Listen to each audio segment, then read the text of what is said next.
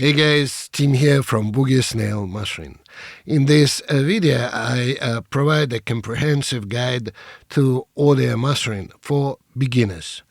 I cover some basics of EQ, compression and limiting, and give you some tips on how to achieve a more polished sound.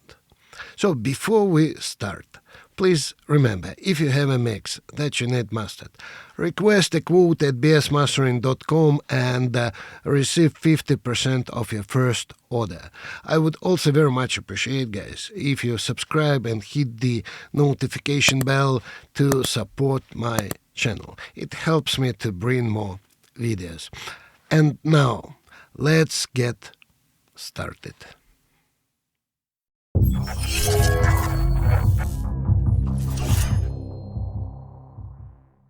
If you're new to audio mastering, here's a step-by-step guide to get you started. Prepare a well-mixed track. Before you start mastering, make sure your mix is not clipping and there's sufficient capacity or headroom available for any volume you might add during the mastering process. On the stereo output, the track should be peaking at around -3 dB during the loudest part of the song. Import your mix into a mastering session. Create a new session in your digital audio workstation and import your mix into the mastering session. Make sure that the master output of your mix is set to 0 dB. Listen to your mix. Before you start mastering, listen to your mix on different speakers and headphones to get an idea of how it sounds in different listening environments. Make notes of any issues you hear, such as lack of clarity, harshness, or excessive bass. Make sure your mix is well balanced and ready to be mastered. This means that all elements of your mix, vocals, instruments, drums, etc., should be leveled correctly and EQ'd properly. Use a reference track to guide your decisions during the mastering process. It helps you keep focused and elevate your music to a professional standard. It is always worth employing some metering that's more advanced than the simple master level meter you might get in your DAW to check the balance of your mix. Always check the balance between the bass frequencies and the high ones. Typically, in pop, rock, EDM genres, the difference between the loudest bass frequencies, around 50-100 Hz, and high frequencies, around 10 kHz, is 10 to 15 dB. If the spectrum analyzer shows less than 10 dB difference, the track might sound rather harsh, aggressive and thin.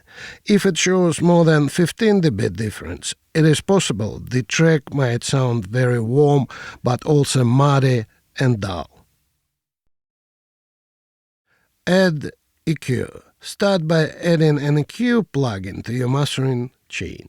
Use a gentle high-pass filter at around 20-32 Hz to remove any unwanted low-end rumble, and make small adjustments to the frequency response to correct any issues you identified during listening stage.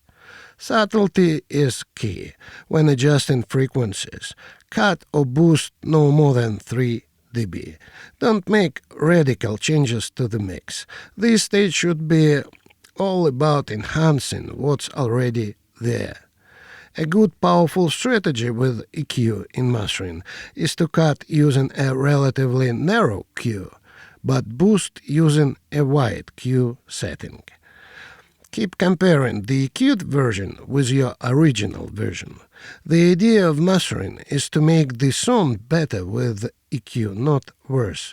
Don't fall into the trap where you think it sounds better just because it sounds louder.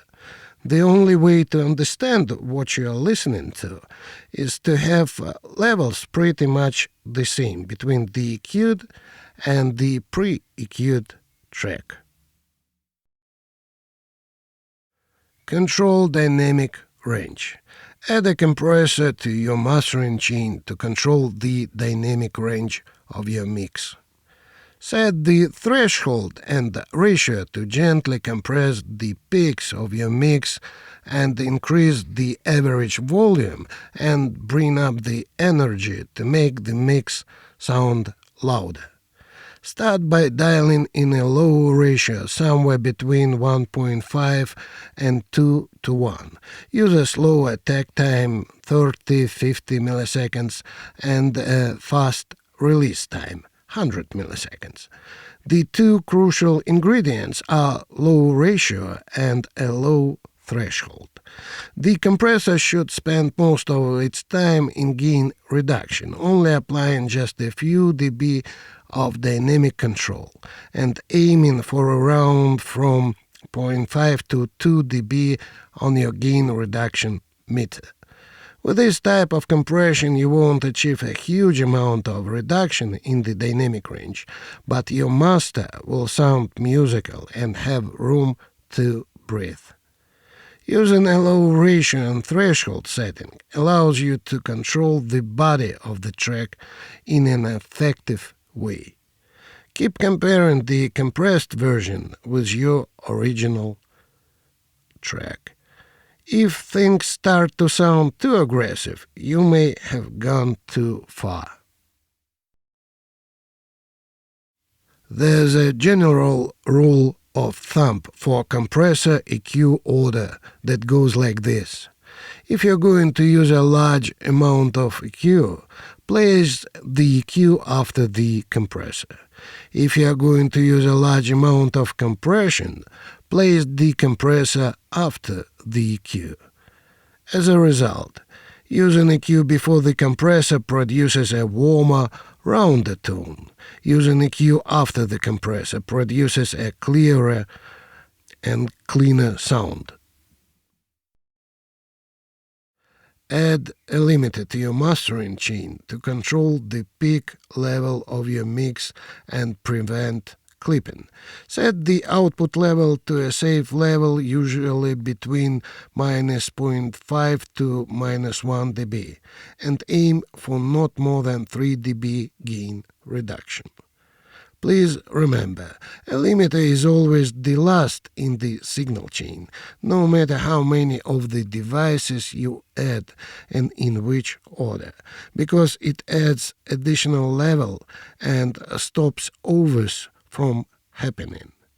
Compare the mastered version with your original version. Once you've applied all the processing, listen to your mastered mix on different speakers and headphones to make sure it sounds good in all listening environments. Make any final adjustments as necessary. Export your mastered mix. Once you're happy with the result, export your mastered mix to a high-quality audio format, such as WAV or AIF. In accordance with the professional audio standards, the resolution should be at least 16 bits and the sample rate should be 44.1 kHz.